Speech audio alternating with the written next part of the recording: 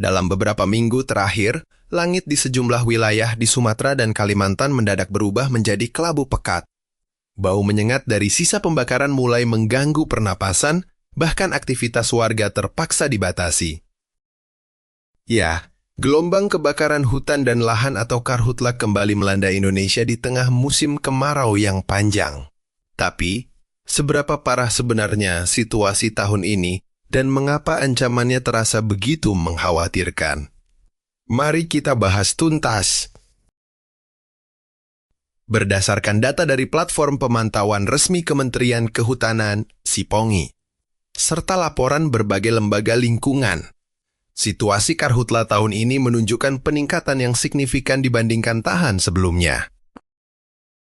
Ratusan ribu hektare lahan telah terdampak, dengan wilayah paling rentan terkonsentrasi di provinsi seperti Kalimantan Barat, Riau, Sumatera Selatan, hingga Kalimantan Tengah.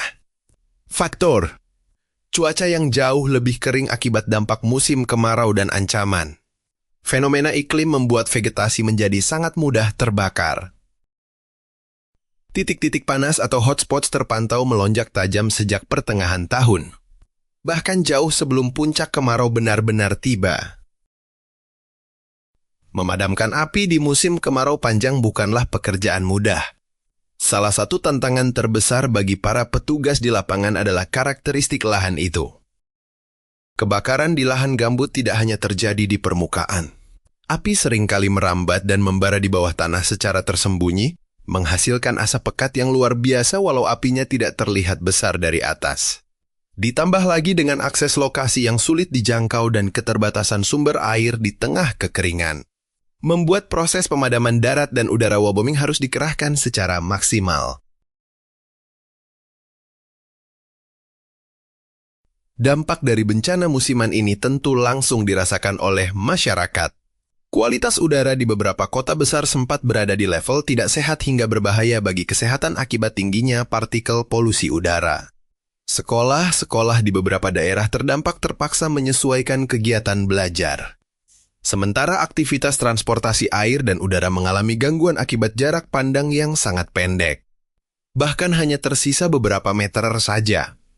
Risiko infeksi saluran pernapasan akut atau ISPA pun meningkat, memaksa warga untuk kembali mengenakan masker pelindung saat beraktivitas di luar rumah.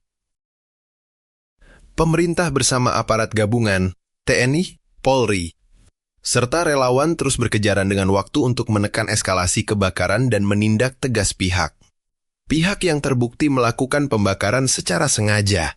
Namun di luar itu, kesadaran kolektif untuk menjaga lingkungan dan tidak melakukan pembukaan lahan sembarangan menjadi kunci utama agar bencana kabut asap ini tidak terus berulang dari tahun ke tahun.